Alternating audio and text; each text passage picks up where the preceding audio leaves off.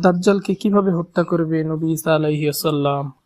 দাজ্জাল যখন পৃথিবীতে আগমন করবে তখন মুসলমানদের সাথে সে যুদ্ধ করবে এবং এক সময় সে নিজেকে সৃষ্টিকর্তা বলে দাবি করবে।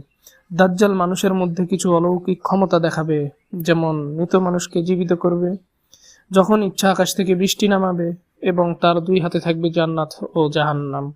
এর ফলে মানুষ বিভ্রান্ত হয়ে পড়বে এবং তারা তাদের ঈমান হারিয়ে ফেলবে। এবং যখন এরকম ভয়ঙ্কর ফিতনা শুরু হবে তখন নবী ঈসা আলাইহিস সালাম ফেরেশতার কাঁধে ভর করে পৃথিবীতে নেমে আসবেন। পৃথিবীতে নেমে এসে মুসলমানদের সাথে যুক্ত হয়ে দাজ্জালের বিরুদ্ধে যুদ্ধ ঘোষণা করবে।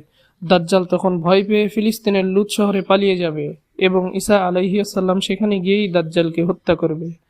অর্থাৎ দাজ্জালের আগমন যেমন নিশ্চিত, নবী ঈসা আলাইহিস সালামের কাছে দাজ্জালের মৃত্যু হবে এটাও নিশ্চিত।